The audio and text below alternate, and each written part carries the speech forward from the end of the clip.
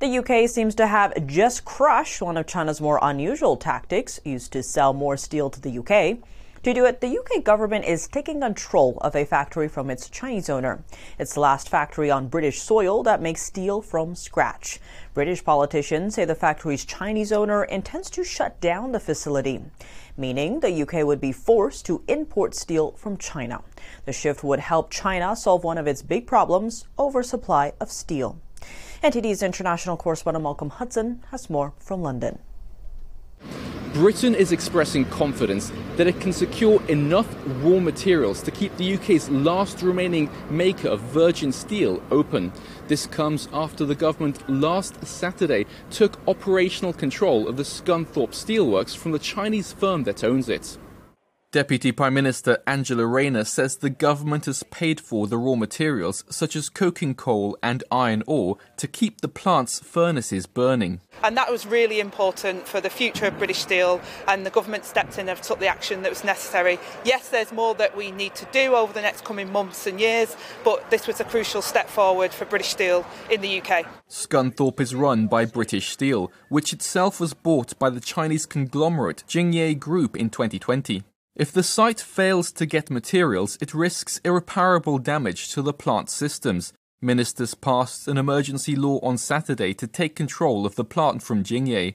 British Business Secretary Jonathan Reynolds said at the time they had tried to negotiate with Jingye to keep the plant open.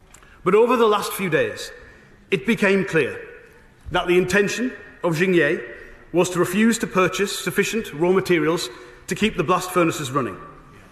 In fact, their intention was to cancel and refuse to pay for existing orders.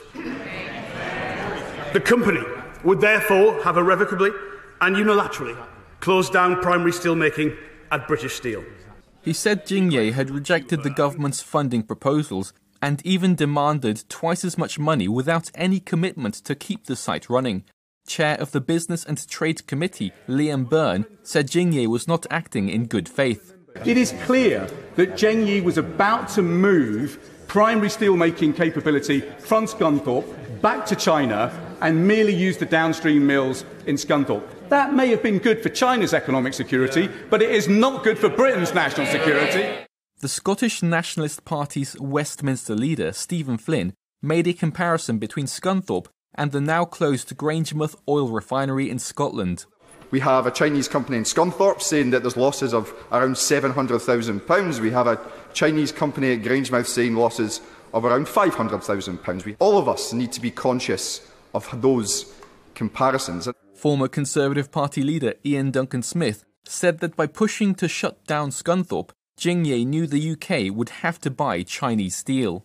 This is not a coincidence. This is all part of the plan. This company, by the way, is linked directly to the Chinese Communist Party, and it's high time we called this out. The British government said it was not aware of any sabotage at the plant.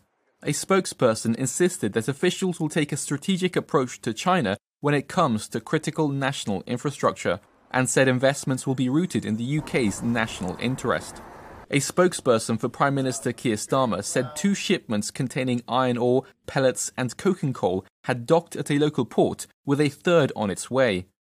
Malcolm Hudson, NTD News, London.